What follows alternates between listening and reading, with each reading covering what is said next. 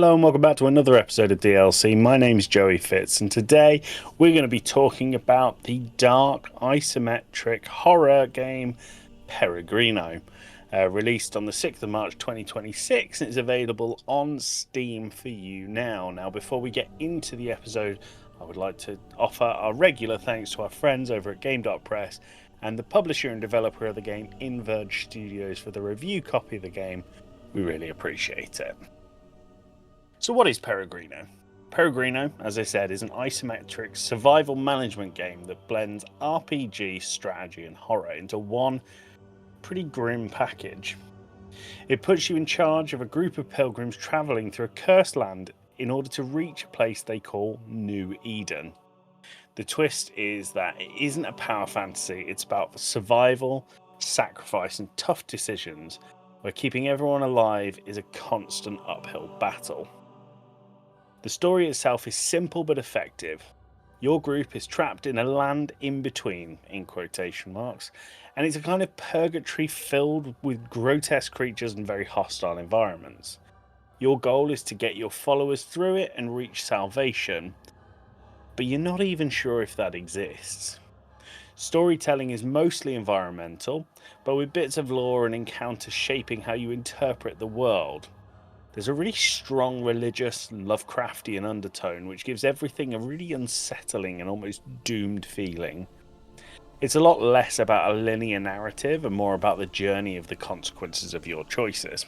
Now the gameplay loop is pretty clean. You go into the forest and you have nighttime and daytime. In the daytime you explore the cursed forest, you scavenge, you hunt and map out safe routes.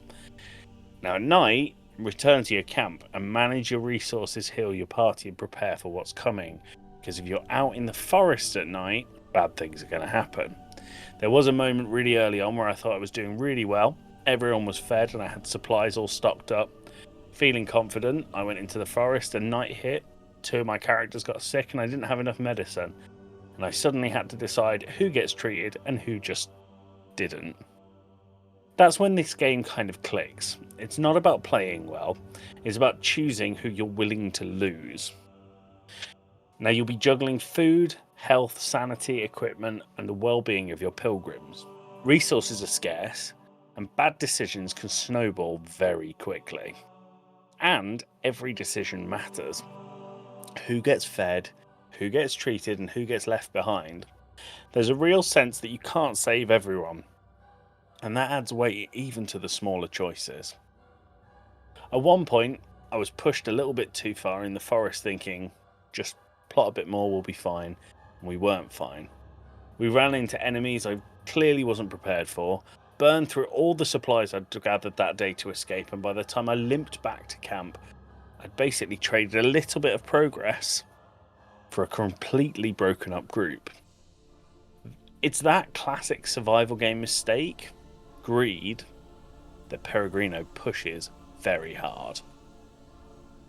There's a persistent threat of losing characters permanently which makes the whole experience feel tense and sometimes unforgiving.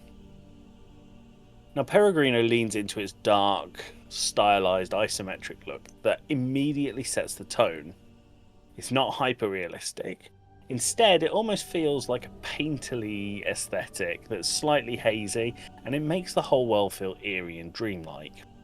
The environments are dominated by muted colours and heavy shadows, foggy forests and dimly lit clearings, and grotesque animal designs that almost feel ritualistic. There's a strong gothic, almost folk horror vibe running through everything. And it's the kind of game where the world feels sick, like it's rotting from the inside out. Character models are small due to the isometric perspective, but they're easily readable and distinct, especially when you're managing your caravan. The UI leans into that survival management feel too, with inventory systems and menus that prioritise function over flair. This really works in how visuals reinforce the tone. The forest manages to feel oppressive and endless. Nighttime lighting makes everything really unsettling, and creatures are really creepy rather than flashy. It's not trying to look pretty, and it's trying to make you feel uneasy. and it definitely succeeds. So, the game itself has some really good points. I clocked in about 7 hours of gameplay, and I felt like there was loads more to come. So what's the final verdict on Peregrino? It's a grim, methodical survival experience which leans heavily into atmosphere, management, and consequence-driven gameplay. It's the kind of game that creates stories through failure. The moments where everything goes wrong are actually some of the most memorable. Think of it as a blend of dark survival strategy and slow burn horror, where your biggest enemy isn't the monsters, it's your own decisions.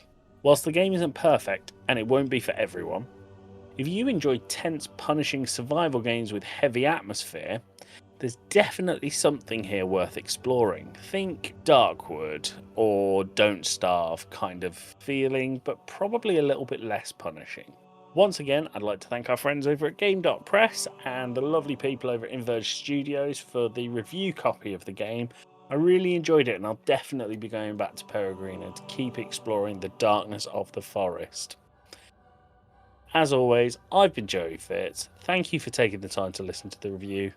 Engage with us on our Discord or on Twitter or X at Game Club Pod. Check us out every Thursday on twitch.tv/GameClubPod, where we stream a multitude of games. Maybe we'll do Peregrino one day. As always, thank you so much. Have a great day.